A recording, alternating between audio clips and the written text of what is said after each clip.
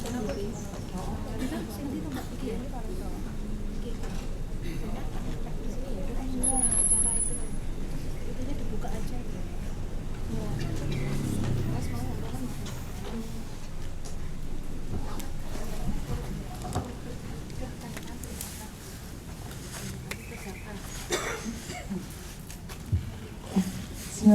Assalamualaikum warahmatullahi wabarakatuh. Waalaikumsalam warahmatullahi wabarakatuh. Alhamdulillah sore ini kita bisa berkumpul di sini, tepatnya untuk kajian bersama Ustadz Hanif. Jadi untuk membuka acara pada sore ini, marilah kita buka dalam bacaan basmalah bersama-sama. Bismillahirrahmanirrahim.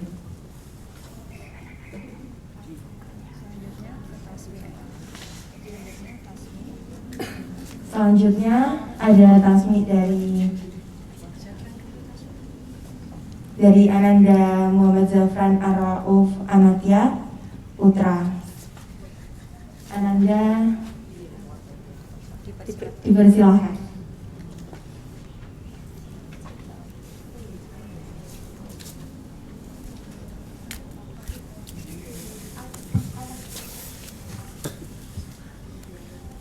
Assalamualaikum warahmatullahi wabarakatuh.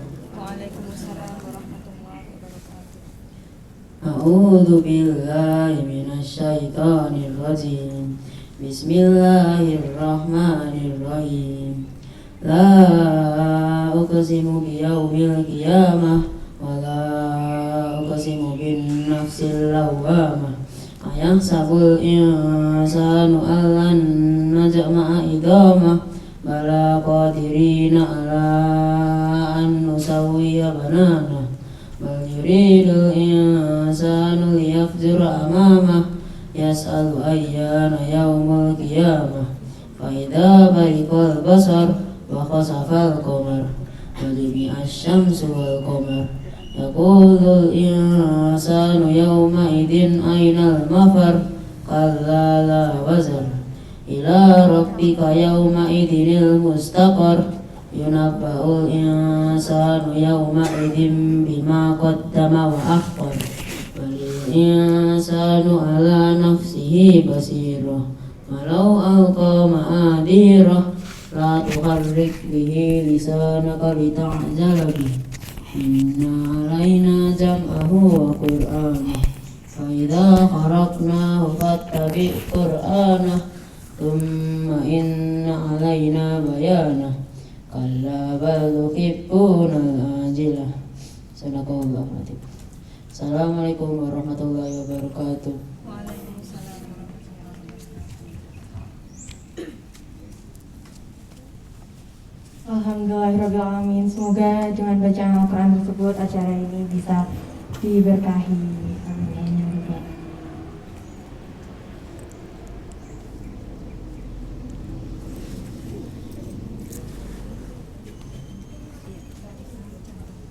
Oke, langsung saja kita ke acara inti bersama Ustadz Hanif dengan tema Ketika Jantungku Berdegup.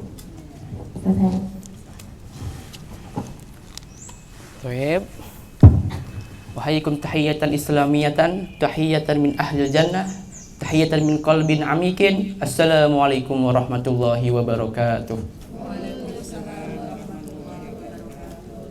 Assalamualaikum warahmatullahi wabarakatuh. Rabbi shrah li sadri wa yassir li amri wahlul 'uqdatam min lisani yafqahu qawli. Kaifa asbahtum? Ada yang tahu jawabannya? Kaifa asbahtum? Asbaha yusbihu. Sobahun. Apa artinya sobahun? Sobahul khair. Ini yang ada yang pernah umroh di sini? Adik-adik? Para akhwat dan para ikhwan dan para akhwat yang pernah umroh. Biasanya kalau yang pernah ke Mekah, ya, Subahul khair, subahun nur, biasanya gitu. Ya, artinya selamat pagi.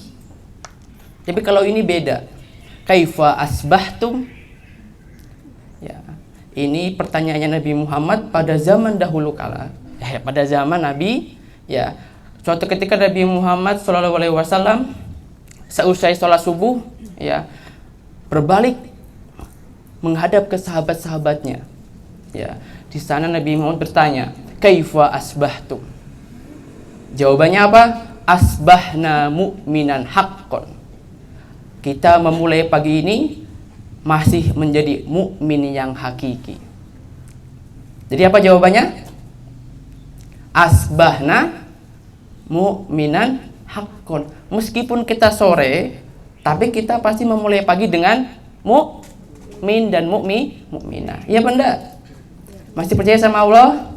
Insya Allah masih. Ya, jadi saya tanya lagi ya, kaifa asbahtum? Asbahna mu'minan haqqan. Ulangi lagi ya, kaifa asbahtum? Asbahna mu'minan haqqan. Ya. Nabi Muhammad memulai paginya dengan bertanya kepada sahabatnya apa? Kaifa asbahtum? Bagaimana pagimu? Pagi kita mulai pagi kita dengan masih menjadi muslim. Muslim yang hakiki. Ya. Lantas apa jawaban Nabi ketika itu? Nabi bertanya kembali, apa bukti kamu masih muslim? Apa bukti iman kamu pada pagi hari ini? Ada yang bisa menjawab? Apa buktinya masih beriman kepada Allah? Ayo. Apa buktinya? Coba adik. Tadi pagi masih baca bismillah? Coba. Ustaz pengen tahu. Apa indikasi masih beriman sama Allah? Masih melaksanakan sholat. Benar, bagus. Sampingnya Masih membaca Al-Quran. membaca Al-Quran. Sampingnya lagi Masih berzikir pagi. masih berzikir. Coba yang sini, yang pojok, yang baju pink. Semuanya benar ya. Sebenarnya tidak usah. Jadi yang paling simpel saja ya. Kita masih bisa bersyukur, masih bisa menghirup udara pagi. Ya, bagaimana doa setelah bangun tidur? Alhamdulillah. Bagaimana doa setelah bangun tidur? Alhamdulillahilladzi ahyana ba'da ma amatana wa ilaihin nusur. Ya, segala puji bagi Allah yang telah menghidupkan kita kembali ba'da ma amatana. Setelah kita amatan, mana mata yamutu? Setelah kita meninggal. Jadi ibarat kata kita tidur itu meninggal. Mengapa? Karena kita tidak sadar ya. Wa ilaihin nusyur. Ya, dan bagian juga pertolongannya. Maka dari itu ya, kita memulai pagi dengan rasa syukur, dengan bersabar, itu sudah termasuk beriman ya. Apalagi kita memulai pagi dengan berzikir, kita memulai pagi dengan sholat subuh, kalau bisa sholat malam ya, dan lain sebagainya. Itu sudah termasuk dari indikasi orang mukmin. Maka bersyukurlah kita ya, seperti itu ya. Pada sore hari ini ya, kita akan mengangkat tema apa tadi temanya? Ketika jantungku berdegup. Ini sebuah tema yang mempunyai banyak makna ini. Yang namanya berdegup itu kan tidak harus sesuatu yang bernuansa romantis, iya apa enggak? Nah, coba saya pengen tanya nih, ada yang dari SMP di sini? SMP? Siapa yang paling? Coba adek. Coba, kapan hati adek? Siapa namanya adek siapa? Adifa. Coba Adifa pengen tahu, kapan ketika hatinya berdegup? Apa tuh berdegup itu? Deg-degan. Nah, contohnya apa? Coba kalau adik kapan deg-degannya? Mau presentasi. Kalau Ustaz di sini juga deg-degan di sini nih. Duduk di sini di depan para calon-calon penerus bangsa ya. Insya Allah yang akan menjadi para generasi unggul di masa yang akan mendatang, deg-degan di sini ya. Melihat adik-adik di sini, para ikhwan, para akhwat juga deg-degan. Itu kalau Ustaz. Kalau yang lain gimana? Coba yang lain. Tadi kan Adifa ya, mau presentasi deg-degan nih. Nah, yang lain coba sampingnya coba. Yang pakai masker. Kapan ketika hatinya deg-degan lebih kencang? Kira-kira kapan? Ketika dipanggil guru BK contohnya. Deg-degan nggak ketika itu?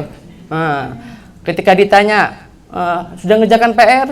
Semalamnya belum ngerjain karena ketiduran contohnya. Ya. Dipanggil guru BK karena belum ngerjain PR. Atau enggak lupa bawa pena ketika guru killer lah. Deg-degan nggak ketika itu? Deg-degan ya. Tapi ada lagi yang lebih deg-degan. Ketika kita tidak sengaja meninggalkan sholat. Ya, contohnya, ya kita malamnya habis bergadang, habis belajar malam atau belajar kelompok sama teman-teman kita.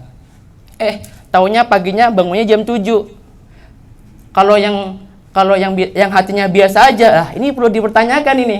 Ya, tapi kalau hatinya deg-degan, merasa bersalah, ya Allah, astagfirullahaladzim, kok saya bisa tembus subuhnya? Ya akhirnya menjadi sholat subha, ya subuh duha.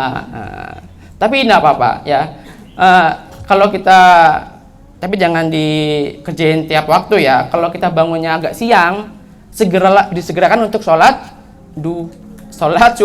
subuh meskipun sudah masuk waktu duha. Mengapa? Itu namanya rufi al-qalam. Dalam ilmu ushul fiqh namanya rufi al-qalam. Tidak apa-apa kalau kita tidak ada yang membangunkan atau tidak ada yang mengingatkan dalam tidur kita. Jadi boleh. Ya. Selanjutnya ya. Ada yang tahu Lee Min Ho di sini? Tahu ya? Coba temannya Lee Min Ho siapa? Saya nggak tahu loh.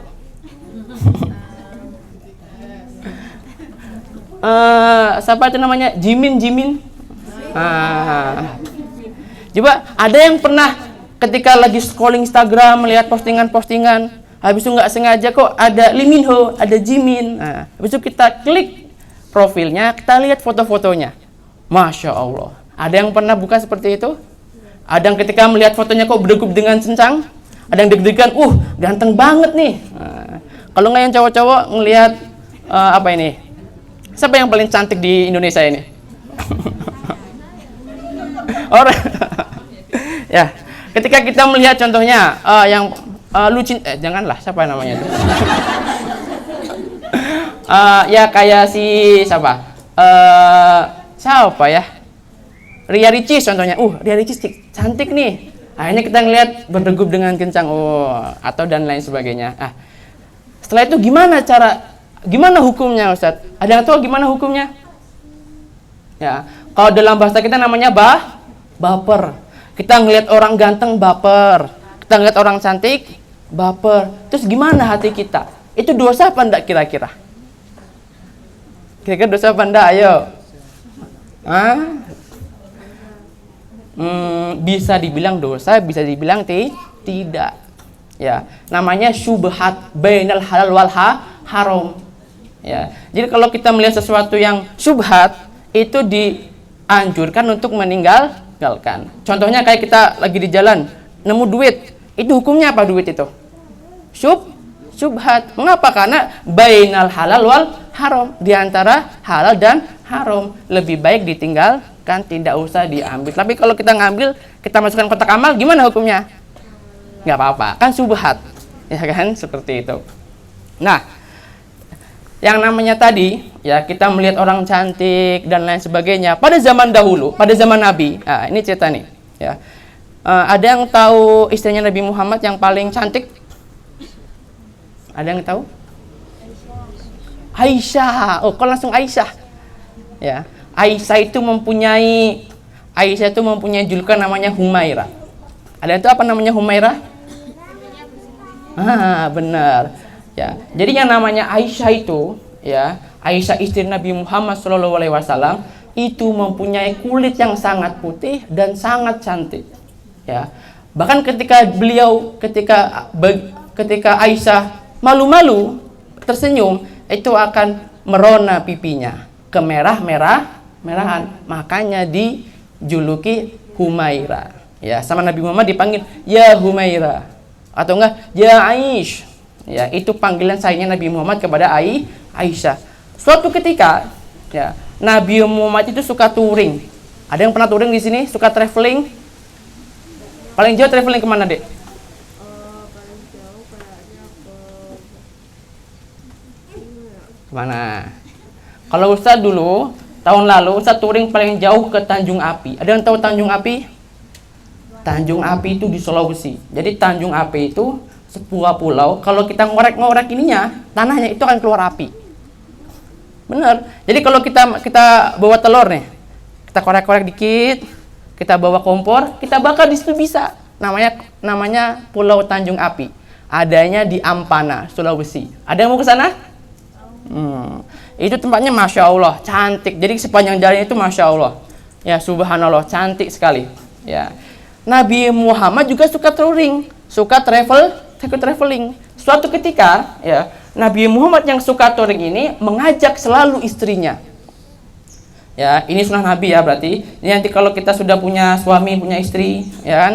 Kalau mau touring jangan lupa ajak istri karena itu sunnah Nabi, ya. Ketika itu Nabi Muhammad bersama rombongannya sedang touring ke suatu daerah, ya.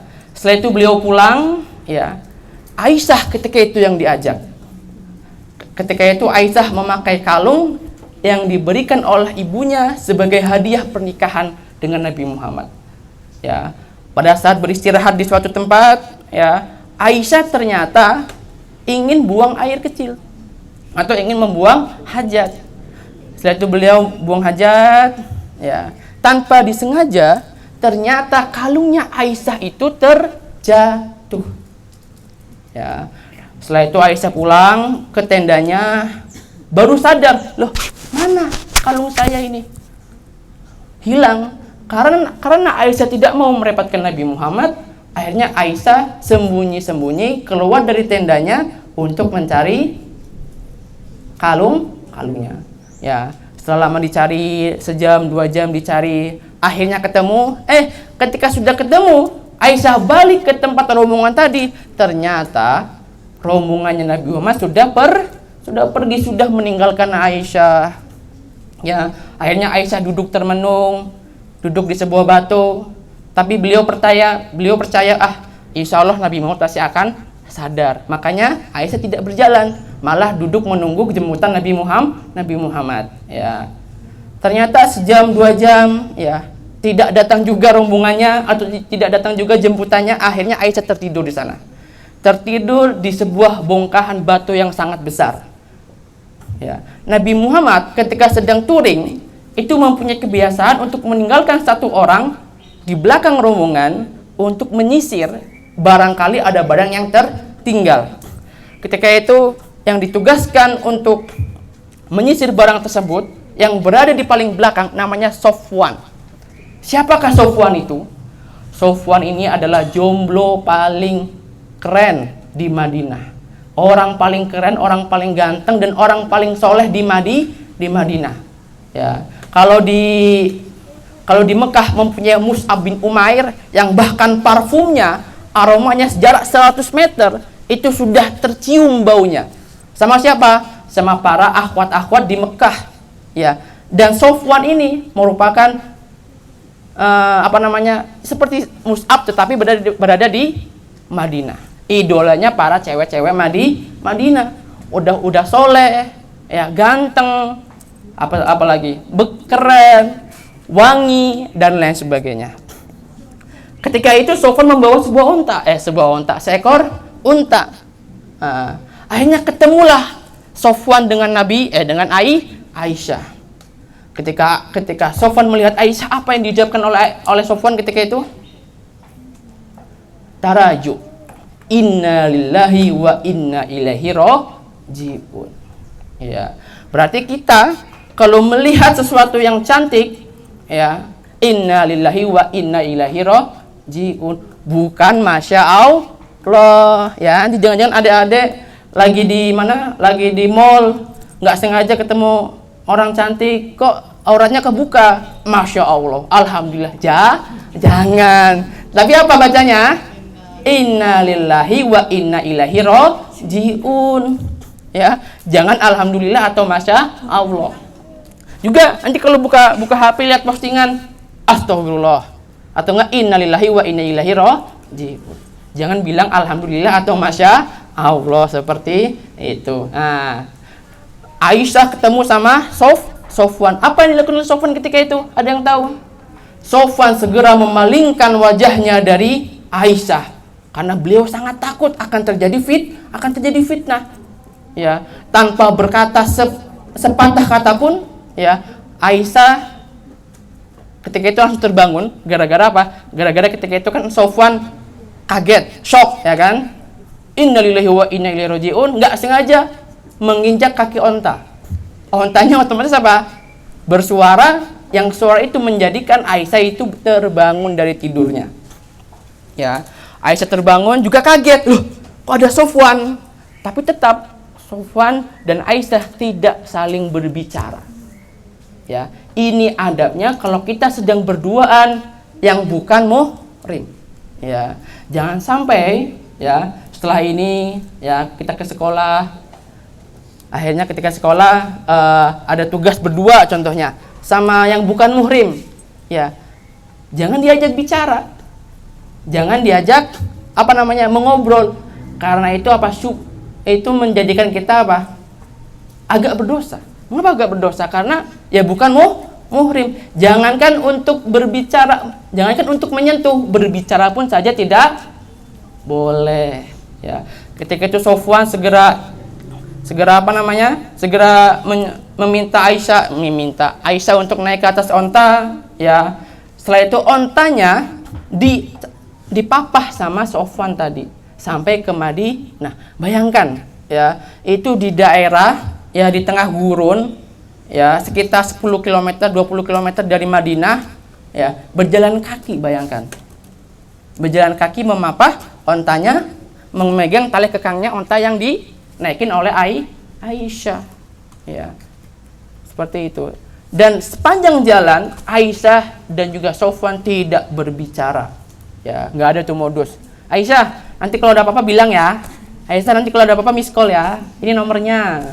Nggak ada kayak gitu, nggak boleh, ya. Mengapa? Karena Sofwan itu sangat beriman kepada Allah, sangat soleh ketika itu. Ketika nyampe Madinah, ya. Ketika sampai Madinah, ternyata di Madinah itu, di gerbang Madinah, orang Yahudi itu mempunyai kebiasaan. Apa kebiasaan orang Yahudi? Kebiasaan orang Yahudi itu ngobrol, nongkrong di mana? Di pinggir jalan, di depan gerbangnya Madinah. Jadi ketika itu ada banyak orang Yahudi lagi ngobrol, lagi bercengkrama, lagi gibah lah istilahnya gitu ya. Ya. Ketika Sofwan datang, langsung diam semuanya. Senyap. Yang tadinya berisik, ketika ada Sofwan langsung diam. Ketika Sofwan sudah lewat, ini bener nih. Tadi Aisyah beneran, nggak mimpi kan? Gitu katanya. Ternyata bener Aisyah. Nah, dari situlah muncul yang namanya hashtag ada apa dengan Aisyah dan Sofwan. Muncul postingan apa? Ada apa dengan Sofwan dan Aisyah. Ini kalau sekarang Twitter langsung rame, ya apa enggak? Di Twitter, ada apa dengan Sofwan dan Aisyah? Yang memunculkan postingan ini siapa tadi? Orang Yahudi. Ya. Tapi di kalangan orang Muslim yang awalnya cuma berduaan aja, yang tadi ada apa dengan Aisyah dan Sofwan, diganti, ditambahin bumbu-bumbu. Apa bumbunya itu? Apa bumbunya ketika itu? Sofwan dan Aisyah selingkuh, katanya. Ada apa dengan Sofwan? Apakah Sofwan seperti ini, seperti itu? Akhirnya muncul hashtag baru. Akhirnya muncullah ketika itu sebuah hoax paling besar pada zaman itu. Fitnah paling besar pada zaman Nabi ketika itu. Fitnah Aisyah berselingkuh dengan Sofwan. Saking besarnya fitnah ketika itu, sampai Nabi Muhammad pun hampir menceraikan Aisyah. Ya. Mengapa? Karena tadi semua orang itu membicarakan Aisyah dan Sofwan. Nauzubillahi min zalik. Jangan sampai kita saat ini ya seperti itu. Maka dari itu ya, jangan sampai kita berduaan dengan orang yang bukan muhrim, akan terjadi sebuah fitnah. Nauzubillah ya. Ya, setelah sekian lama tadi Aisyah dan juga Sofwan berpolemik ya. Nabi Muhammad yang akhirnya tidak tahan datang ke Aisyah. Aisyah, ya Humairah, ya sudahkah engkau dengar kabarnya sekarang? Ya, bagaimana menurutmu? Ya, apa jawaban Aisyah ketika itu?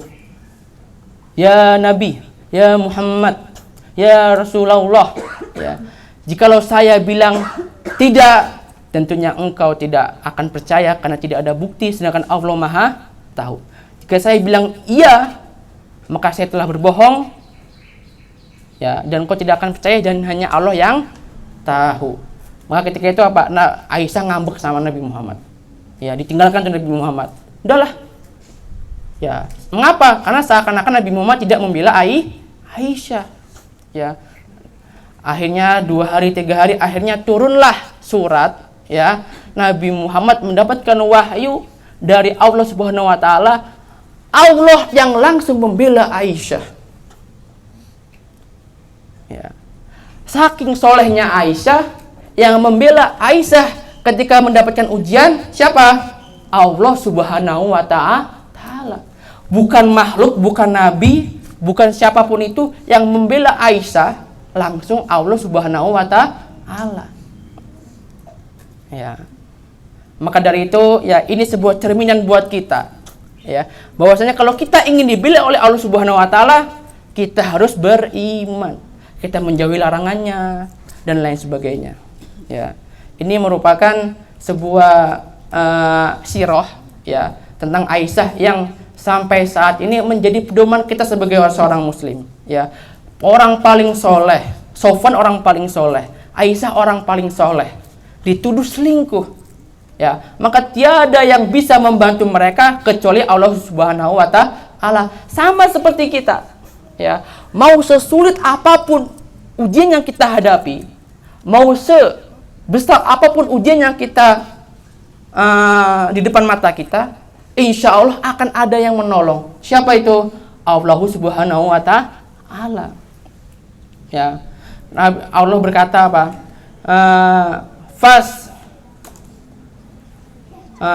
Fa inni qarib, apa namanya itu? Saya lupa ini dalilnya. Wa idza sa'alaka ibadi anni fa ujibu wa idza sa'alaka ibadi anni fa inni qarib.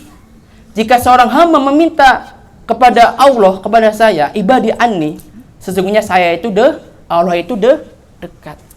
Maka ketika kita mendapatkan ujian sebesar apapun itu apa?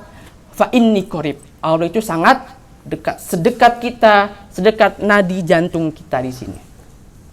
Ya, maka ya kita hadapi semua ujian dengan apa? Dengan bergantung kepada Allah Subhanahu wa taala.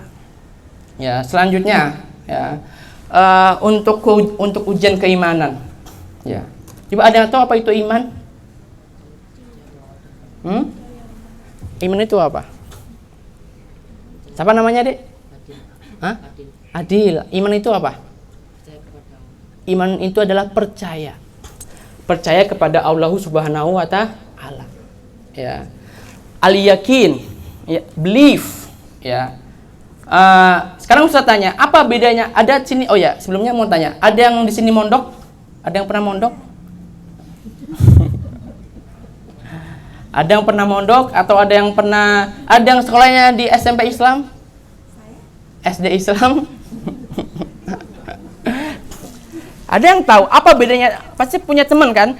Teman yang sekolah di Mahat atau di pondok? Ada apa enggak? Nah, sekarang Ustaz tanya, apa yang membedakan kita dengan dia? Dalam hal ibadah, apakah sholatnya dia kencang ke masjid terus? Iya apa enggak? Kadang iya, ada enggak? Iya apa enggak? Pasti punya kenalan, kok dia belajar di pondok kok jarang sholat ke masjid. Sekolahnya di pondok kok nggak pernah baca Quran.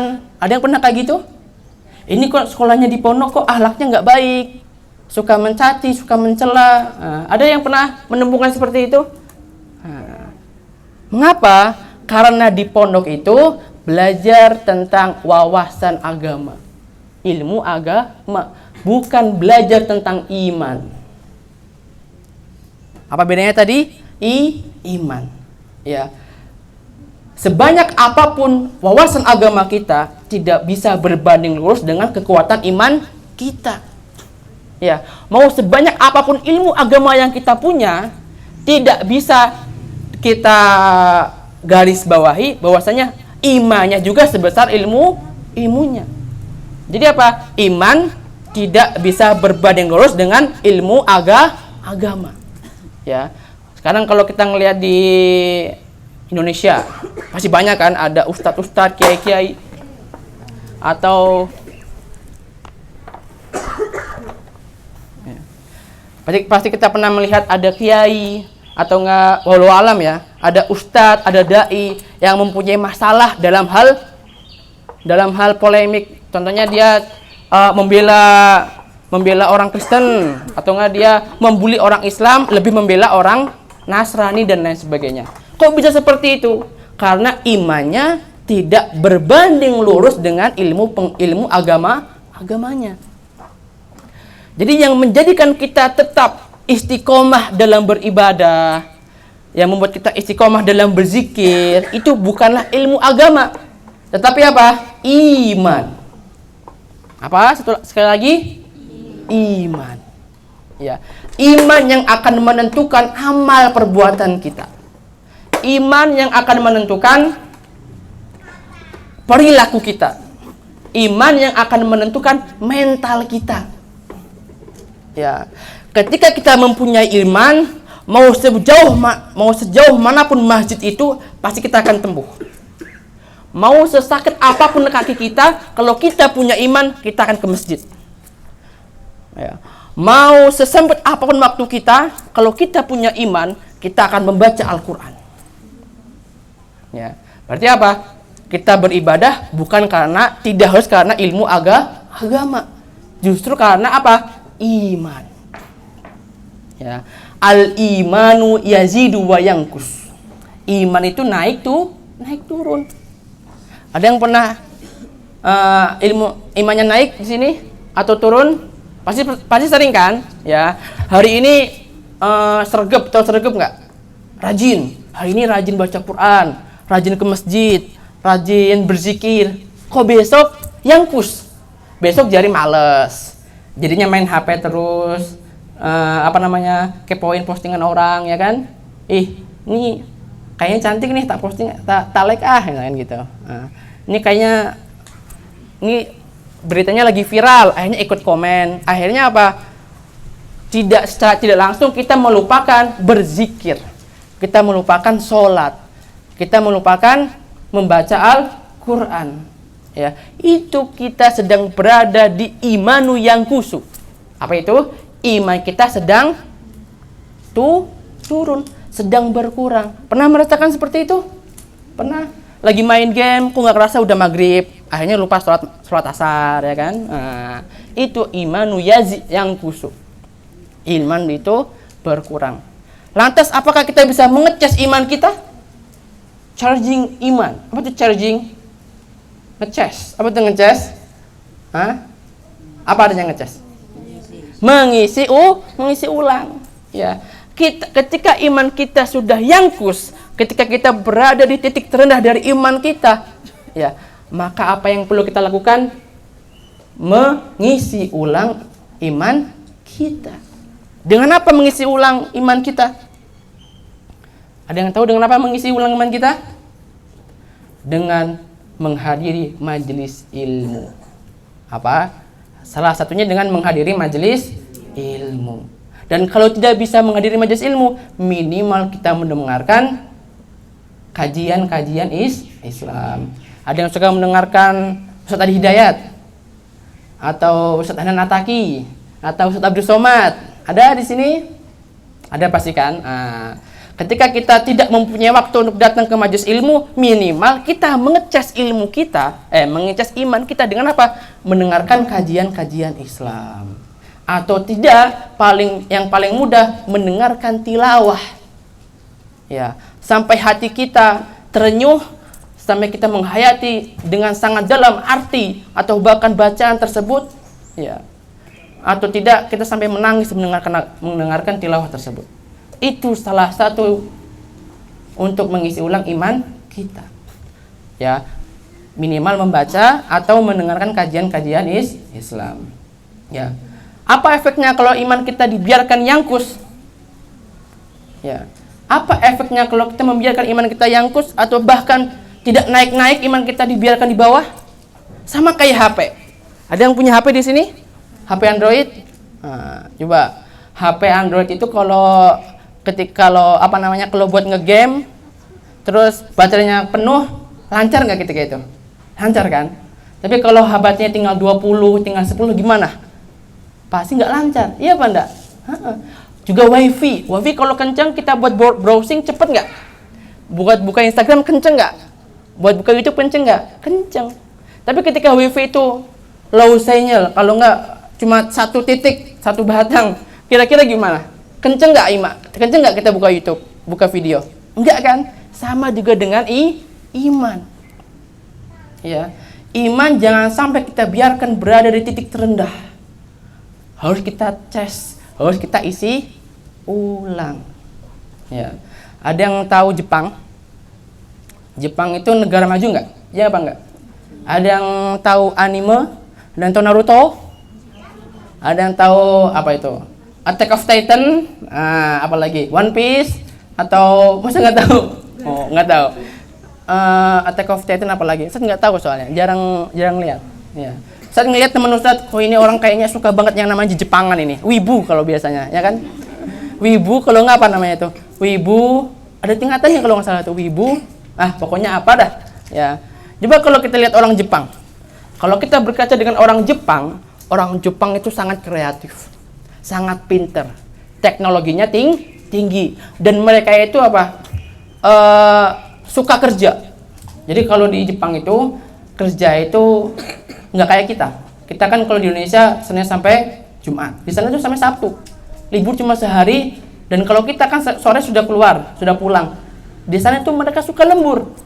Dari jam 6 pagi sampai jam 6 sore, bahkan sampai jam 10 malam. Mereka tuh gila kerja orang Jepang itu. Ya. Tapi ya, orang Jepang itu punya kelemahan. Orang Jepang ketika mereka menghadapi suatu masalah, mereka tidak bisa menghadapi masalah itu, mereka sudah putus asa ketika menghadapi masalah itu,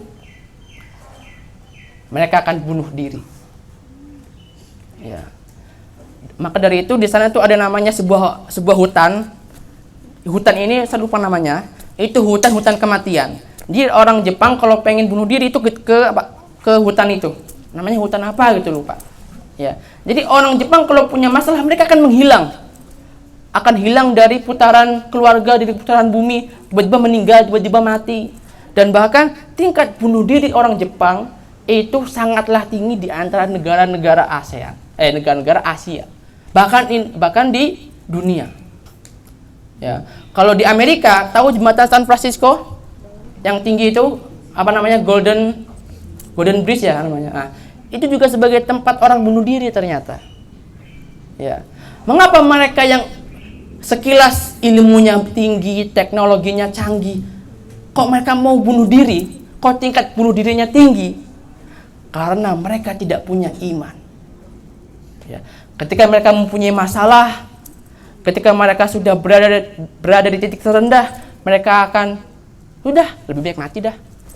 Lebih baik nggak usah ngapa-ngapain, lebih baik nggak usah ketemu sama dia dan lain sebagainya. Tapi kalau kita sebagai orang Muslim, ya kita masih punya iman. Ya, la asu inna rahmati inna nasrullah an qarib. Ya, janganlah kamu menyerah. Sesungguhnya pertolongan Allah itu dekat. Ya, seperti itu. Maka jangan sampai ya kita punya masalah, kita pendam, akhirnya kita kayaknya masalahnya gede banget udah nggak mau hidup lagi di dunia, akhirnya ngilang, akhirnya bunuh diri. Jangan seperti itu. Kita masih punya Allah. Ya. Dan juga tingkat masalah orang juga berbeda-beda. Ya, ada yang diuji dengan harta, ada yang diuji dengan perasaan contohnya, ada yang bahkan diuji dengan ilmu. Ya, ada yang pernah sakit hati di sini? Ada yang pernah sakit hati di sini? Ada. Kita lagi di kelas, ya kan? Lagi ngerjain tugas, kok tiba-tiba ada ikhwan atau nggak ada siapa ganteng, kok tiba-tiba ngasih permen atau ngasih coklat, gimana perasaannya ketika itu? Seneng nggak? Seneng nggak? Kalau ada yang cowok ini lagi di kelas lagi lapar, kok tiba-tiba ada cewek datang tiba-tiba ngasih jajan, gimana rasanya ketika itu? Atau nggak ketika lagi pelajaran ustadz siapa? Ustadznya itu terkenal killer, ya kita nggak bawa pena ketika itu, kan kita pusing tuh, ya kan? nggak bawa pena, nggak bisa nulis. Nanti ditanya sama gurunya, mana penanya? Yang nggak bawa pena keluar, biasanya gitu kan. Nah, kok tiba-tiba ada seorang akhwat, adik sini adik, kolamnya buat penanya buat kamu. Gimana rasanya ketika itu? Baper nggak ketika itu? Kira-kira baper nggak? Baper pasti kan, masa nggak baper sih? Pasti GR kan? Apa tuh GR? Gedera, gejala. Merasa diistimewakan, merasa diistimewakan, merasa diperhatikan, ya kan? Merasa diapakan lagi? Merasa diinginkan. Ya nggak seperti itu? Tapi stop, itu kadangkala hanya sebuah ilusi. Ya, hanya sebuah ilusi. Kita tidak tahu, mungkin aja dia baik sama semua orang. Ya, ini baper ini kalau kita biarkan akan menjadi penyakit. Namanya maridul qalbi, penyakit hati. Ya. Dan ini merupakan salah satu bentuk ujian, namanya ujian perasaan. Ya. Maka hati-hati ya, teman-teman, adik-adik, para akhwan, para akhwat, para ikhwan ya. Ketika kita sedang sedang tidak baik-baik saja, kok ada yang hadir seolah-olah dia sebagai sebagai malaikat penolong, ya kan? Maka hati-hati, jangan sampai kita terjerembab, karena itu merupakan apa? Maridul qalbi, penyakit hati. Gimana cara kita menghindarinya? Dengan perbanyak zikir, ya, zikrullah. Ya, faskuruni fa inna bi zikril waskuruni fa inna bi zikrillahi tatma'innul qulub. Ya. Ingatlah aku, berzikirlah kepada aku, maka niscaya aku akan mengingat. Bi zikri tatma'innul qulub. Apa itu tatma'innul qulub? Maka hati kita akan tenang. Ya, yang namanya orang baper kan pasti apa? Hatinya dag-digduk, ya apa enggak? Ya, nggak enak. Mau makan aja nggak enak, ya kan? Mau enak, yang makanannya biasanya enak jadi pahit, ya. Karena apa? Karena lagi baper ketika itu, lagi pengen dikasih sayang, ya. Tapi menurut Islam yang namanya kasih sayang itu fitrah. Jadi kita sebagai umat manusia fitrah, kalau kita pengen dikasih rasa sayang, kita dikasihani, diberi rasa sayang, itu sebuah fitrah. Maka ketika kita suka sama orang, ya enggak apa-apa, itu fitrah. Tetapi bagaimana kita bisa memanage rasa suka itu atau rasa sayang itu? Jangan sampai kebablasan, jangan sampai berada di luar yang telah ditentukan oleh Allah Subhanahu wa taala. Seperti itu. Sampai saat ini ada yang mau ditanyakan tentang hati atau lain sebagainya? Yang belakang ada yang mau ditanyakan? Ya. Ada yang udah SMA kelas 1 ini? SMA. SMA kelas 1. Yang masih SD ada enggak di sini? Kira-kira.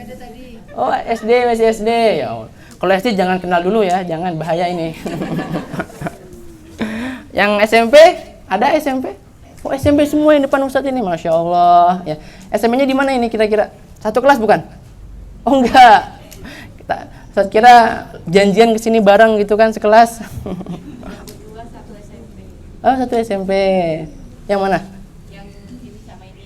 Oh, satu SMP. Yang SMA-nya kelas 3 ada nggak di sini? Tahun depan kuliah. Kalau nggak SMA, yang SMA siapa aja coba? 1, 2, 3, 4. Nah, yang namanya SMA-nya di mana ini? SMA konvensional atau syariah ini? Hah? Hah? Syariah. Oh, berarti SMA Islam. SMA Islam. Kalau sampingnya sama juga SMA Islam. Di mana? Kalau ini, oh ini mah MTS, MA 1. Nah, ada lagi yang lain? Ya.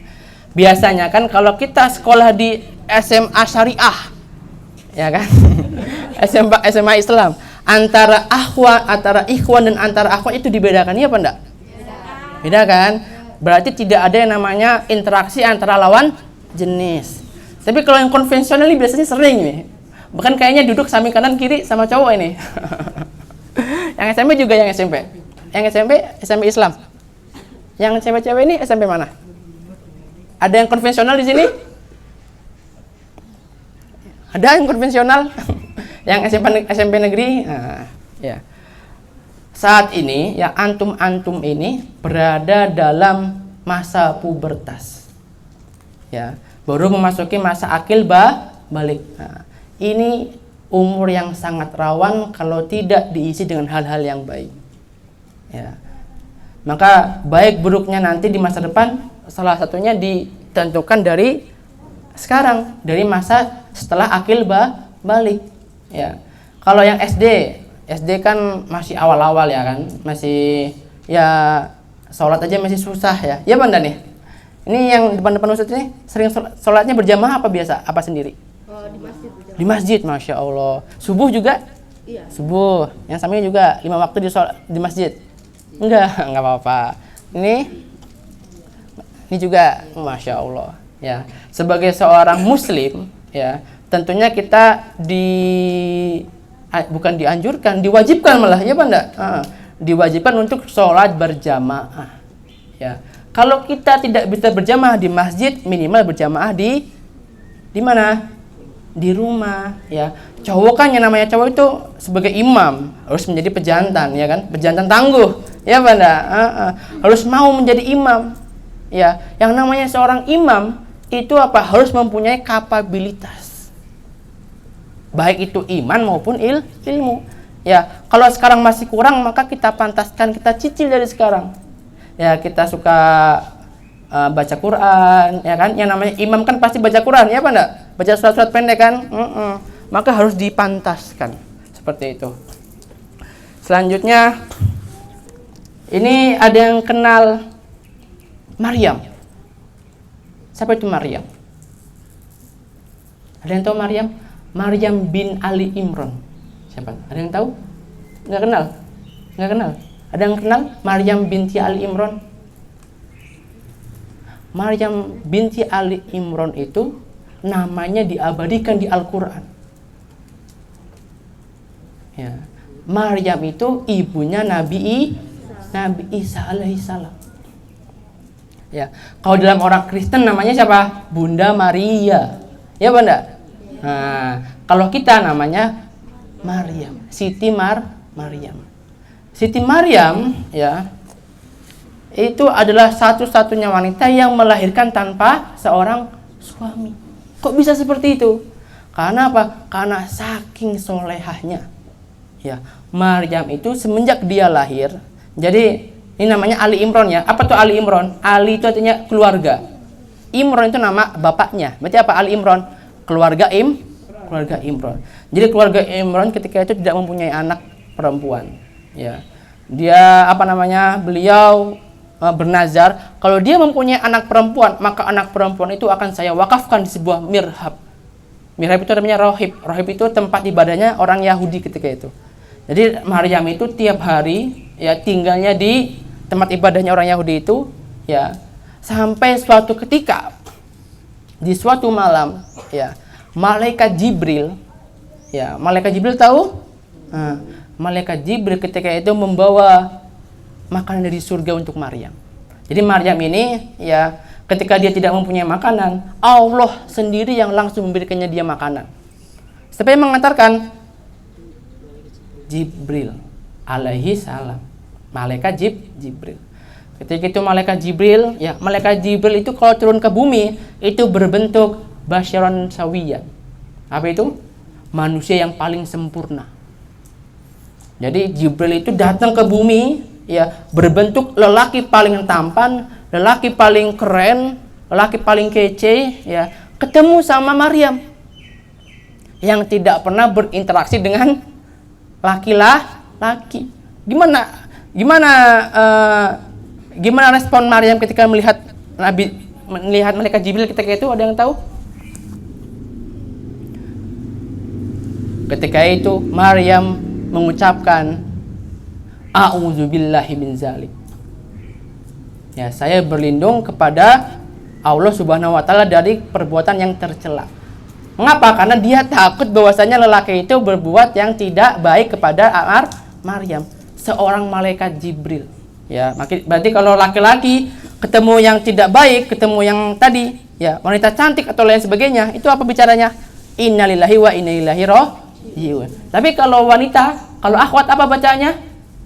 A'udzubillah, a'udzubillahi min zalik. Ya, atau juga astaghfirullah, Allah, saya berlindung atau saya beristighfar. Apa itu istighfar itu? Saya memohon ampunan. Ya. Kalau kita tidak memohon ampunan, itu takutnya akan terjadi yang namanya penyakit ain. Apa? Penyakit ain. Kita melihat postingan teman kita. Contohnya nih, siapa namanya, Dek? Zaira buka Instagram nih. Kok punya teman? Kok temennya cantik banget ini? Habis itu dia scrolling aja, liatin. Ya, cantik banget ya, segala macam. Tanpa mengucapkan subhanallah atau masya Allah, maka akan timbul yang namanya penyakit ain. Tapi kalau Zahira ngeliat yang bukan muhrim, auzubillahi min zalik. Ya, atau astagfirullah. Takut kan? Ya, ketika kita tidak mengucapkan kalimat tadi, teman kita yang kita lihat postingannya, kok cantik banget, kok kece banget, ya kan? Itu akan menimbulkan penyakit ain. Apa itu penyakit ain? Penyakit ain itu penyakit yang tidak ada obatnya. Ya. Jadi ini nyata. Jadi pada zaman Nabi pernah suatu ketika ada seorang sahabat ini sangat ganteng, udah ganteng, putih, tinggi. Ya. Ketika itu sahabat ini lagi mandi. Mandinya nggak pakai baju. Toples kan. Nah, habis itu sama temennya ngeliat, putih banget, ganteng banget. Ya. Pada saat itu juga sahabat Nabi yang sedang mandi tadi langsung pingsan, langsung kejang-kejang. Dibawalah kepada Nabi Muhammad. Ya Rasulullah, ya ada apa dengan sahabatku ini ya Allah? Ya Rasulullah, kok bisa seperti ini? Nabi Muhammad mengecek, Masya Allah, penyakit ain. Ya, ketika itu pula langsung diruqyah sama Nabi Muhammad, alhamdulillah sembuh. Itu namanya penyakit ain. Maka kita harus jauh-jauh dari penyakit ain. Ya. Apalagi kita kan kita mempunyai fitrah untuk men-share apa yang paling baik bagi kita. Ada yang pernah selfie, ya kan? Habis itu dia pakai filter yang artinya biasa aja jadi putih banget, ya kan? Pernah kayak gitu? Yang aslinya mukanya kunyel, bangun tidur, habis itu selfie pakai filter, kok jadi cantik banget, ya kan? Pernah kayak gitu kan? Pernah. Habis itu kita posting. Nah, ini berbahaya. Mengapa berbahaya? Karena bisa saja orang yang membuka atau melihat postingan kita tidak membaca subhanallah, tidak membaca masya Allah, berakibat buruk bagi kita sendiri. Ya, penyakit ain. Nauzubillah. Ya. Apalagi kalau kita lagi nggak pakai aurat, lagi nggak nutup aurat contohnya. Ya. Habis itu kita posting. Ya, ini bahaya lagi. Ya. Kan ada tuh, ya kan teman-teman kita tuh yang belum berhijrah nih, ya kan masih suka jarang pakai jilbab, jarang pakai stocking dan lain sebagainya. Ya. Habis itu diposting, ya ini berbahaya. Maka jangan sampai seperti itu. Kalau boleh tahu ada yang tahu aurat cewek nggak? Dari mana ke mana? Kira-kira dari mana ke mana? Dari ujung rambut sampai ujung kaki. Ya, ada yang pernah make jilbab tapi kelihatan rambutnya? Itu kira-kira gimana make jilbabnya itu? Sah nggak itu? Kan kelihatan rambutnya itu, bukan menutup aurat. Atau enggak kita pakai baju tapi bajunya itu ketat atau membentuk lengkukan tubuh kita. Itu kira-kira gimana itu?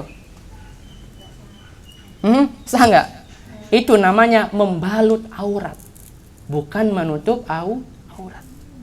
Ya, ini juga berbahaya. Apalagi kita pakai baju yang ketat, rambutnya kelihatan, ya. Habis itu kita posting nih, ya kan?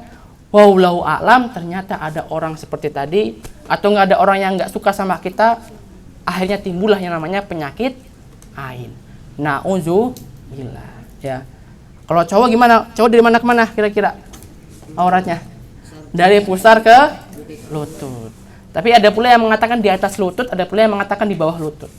Ya, jadi masih dalam perdebatan, dalam ihtilafu fid din. Ya. Tapi enggak apa-apa. Ya kalau kita lagi mandi di kolam renang nih ceritanya, kan belakang di kolam renang nih. Ada mau mandi nggak nih kira-kira?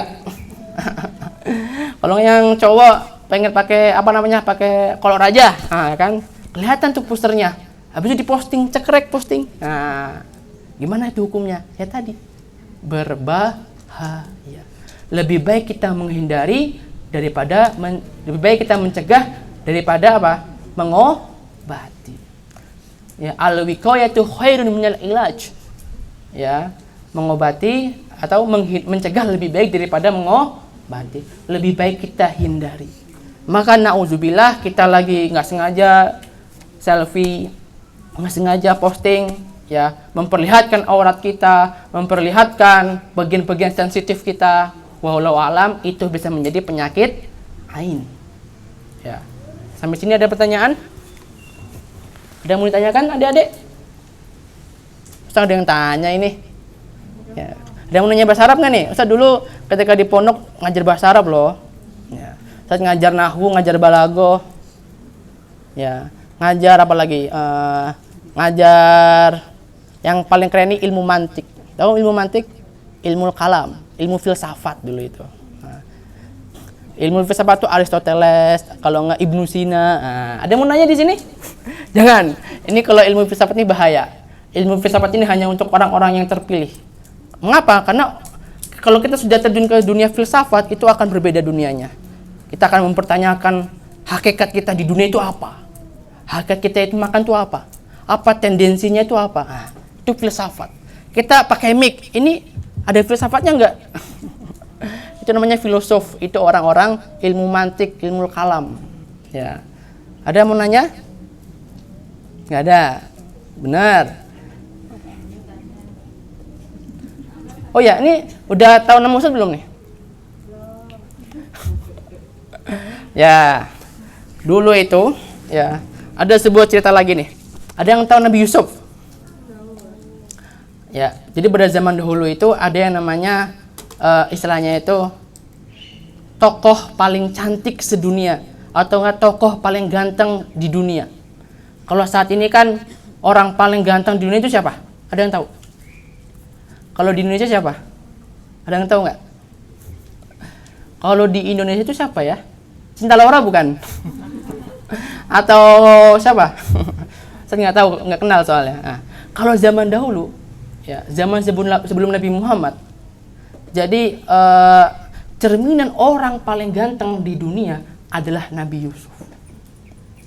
Ya, dan juga cerminan orang paling cantik sedunia adalah Sarah. Tahu Sarah? Ada yang tahu Sarah? Masa nggak ada yang tahu Sarah? Wah gimana ini nggak ada yang tahu Sarah? Siti Sarah ada yang tahu?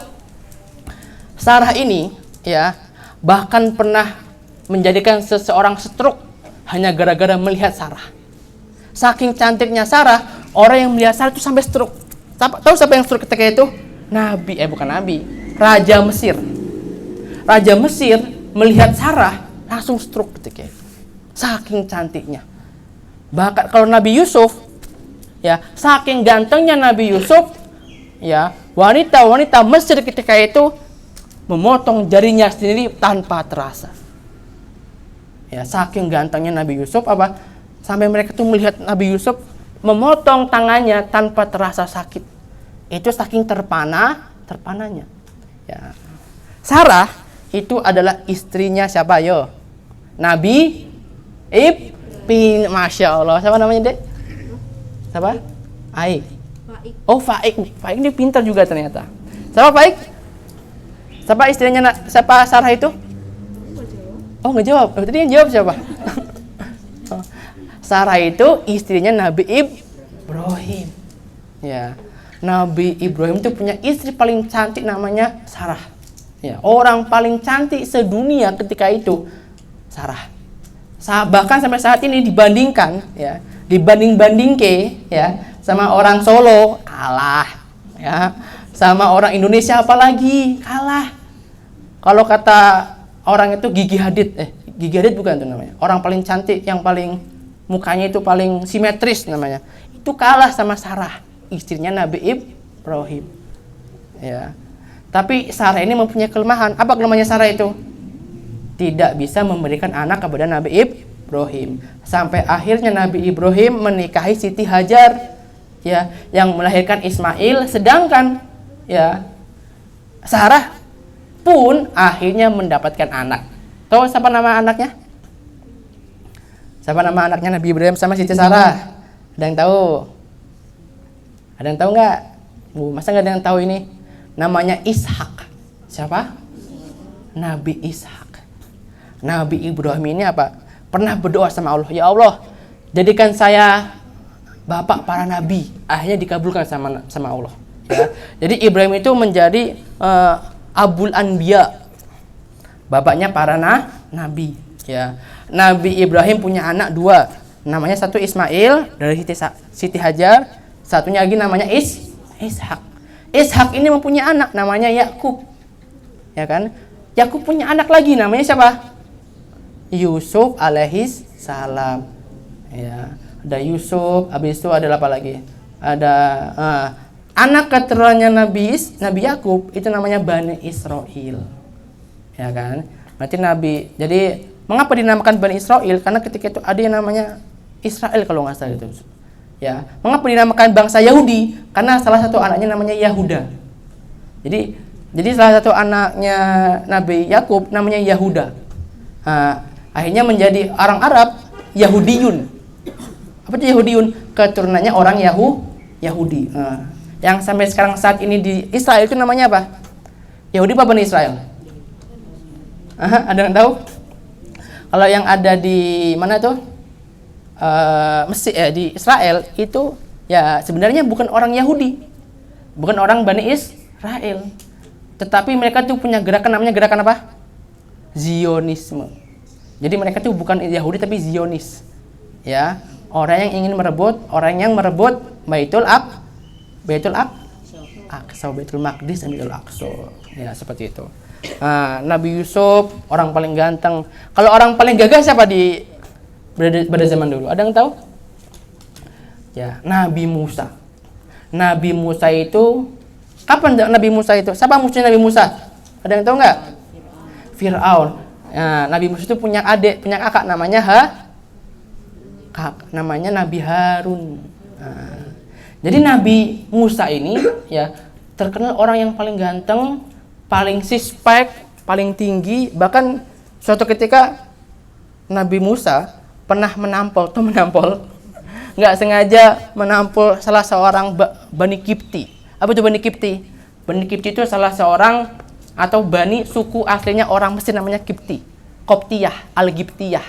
Ya, bahkan Nabi Muhammad punya istri namanya Maryam Al-Giptiyah. Itu artinya orang namanya Mesir Maryam dari Al-Giptiyah dari Mesir, Al-Koptik.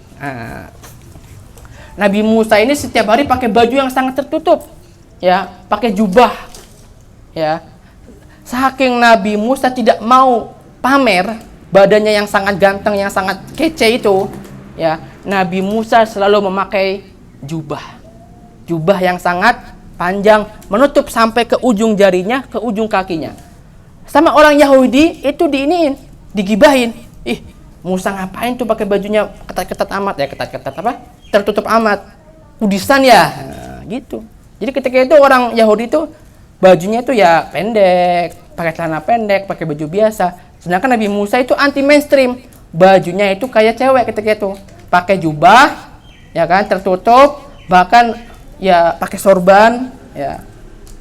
Karena Nabi Musa itu sering digibahin, sering dicela, ya, dibilangin dia itu kudisan ataupun punya penyakit kulit dan lain sebagainya. Allah nggak terima. Nabi Musa mah bodoh amat, biasa aja, ya kan, mau gibahin gua pun silahkan katanya. Tapi Allah Subhanahu Wa Taala tidak terima hambanya itu direndahkan. Ya, Allah tidak terima nabinya direndahkan. Suatu ketika Nabi Musa sedang mandi di Sungai Nil, ya, tidak memakai baju, hanya memakai celana. Bajunya itu ditaruh di atas batunya itu di pinggir sungai. Nabi Musa mandi, nggak pakai baju kan, sendirian, putih, ganteng, ya kan, kece, six-pack, ya kan, bukan one pack loh ya, six-pack, ya kan, sering fitnessan kayaknya, ya. Kalau cewek sering zumba, pernah zumba ini?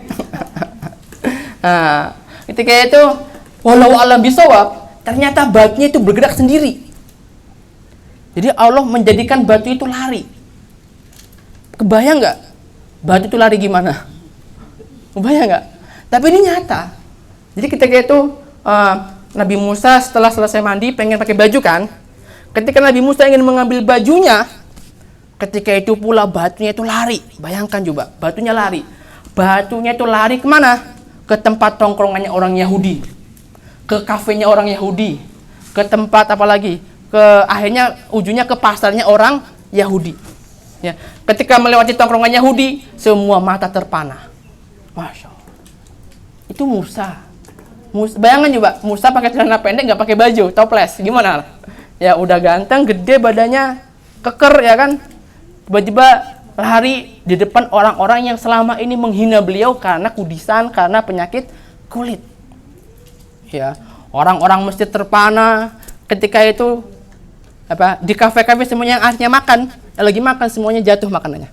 Ngeliatin Musa lagi lari. Sampai akhirnya nyampe di mana tadi? Ujungnya di mana? Di tengah-tengah pasar. Tahu bagaimana ramainya pasar ketika itu? Ramai banget ya kan? Emak-emak lagi ngeliatin, Masya Allah. Tiba-tiba Nabi Musa datang pakai bajunya. Emak-emak semuanya ngeliatin Nabi Musa. Yang bawa belanjanya jatuh semua. Yang bawa duitnya jatuh semua. Hanya gara-gara melihat badannya Nabi Musa. Ya. Nabi Musa tidak pernah sombong. Nabi Musa tidak pernah membalas celaan dari orang-orang Yahudi yang mengatakan beliau itu kudisan dan segala macam. Tetapi Allah sendiri yang membalas. Yang memberikan apa? Memberikan hikmah kepada orang-orang Mesir. Dari sini apa? Dari sini kita bisa mengambil hikmah bahwasanya Nabi Musa itu orang yang sangat bersabar. Ya, isbiru ya innallaha ma'as-sabirin. Allah bersama orang-orang yang bersabar.